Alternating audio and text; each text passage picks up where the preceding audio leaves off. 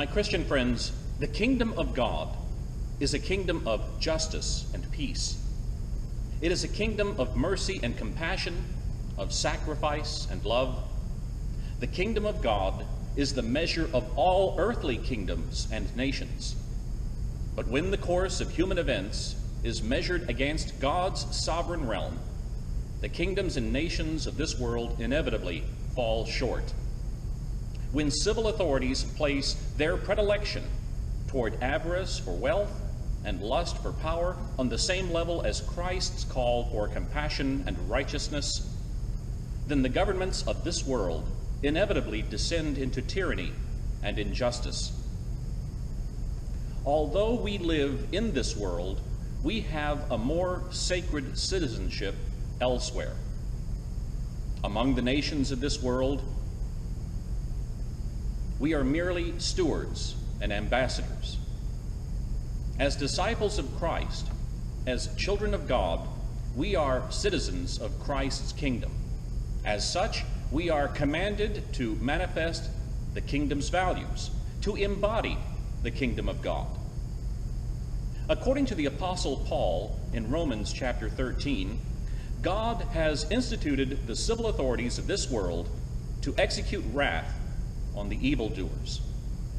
According to Paul, we Christians are to be subject to the rulers of this world because they are appointed by God to be a terror, not to good conduct, but to bad.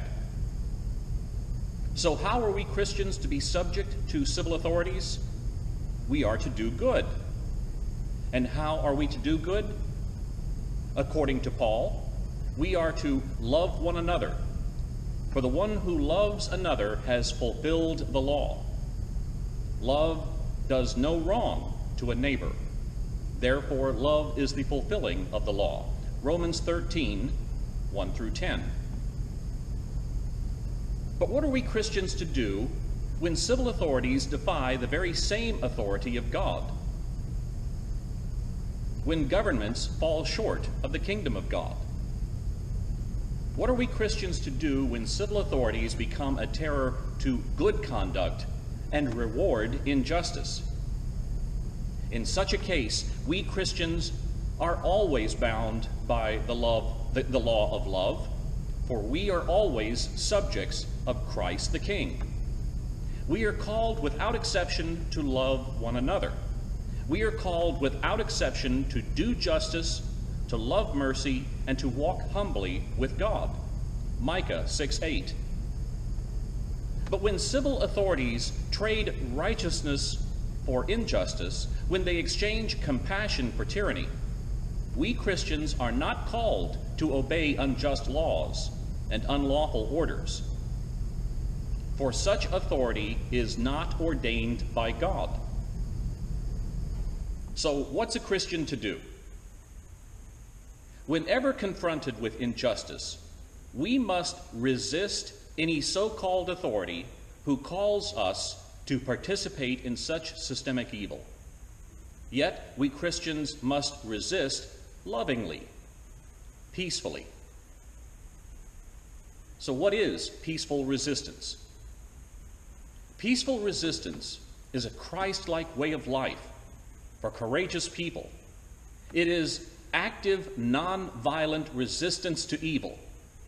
It is aggressive spirituality. Peaceful resistance is the belief that the universe is on the side of justice. It is a deep belief, a deep faith that justice will inevitably win. It is a belief that God is a God of justice. Peaceful resistance chooses love instead of hate. It resists violence of the spirit as well as of the body. It loves spontaneously, unselfishly, and creatively. Peaceful resistance holds that suffering can educate and transform. Like Christ, it accepts suffering without retaliation. It holds that unearned suffering is redemptive and has tremendous educational and transformative possibilities. Peaceful resistance seeks to defeat injustice, not people.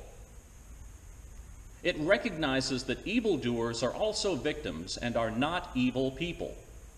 Its end result is redemption and reconciliation. Its purpose is the creation of the beloved community that reflects the kingdom of God. We who live in the United States are blessed to be able to protest for a redress of grievances, especially in the face of ever-increasing injustices among our governing authorities. But we must not protest violently. When you meet injustice with violence, you do not disarm its evil. You merely empower evil to strike back harder. I challenge you, my Christian friends, to protest like children of God. Protest lovingly. Resist peacefully. Blessed are the peacemakers, for they will be called children of God.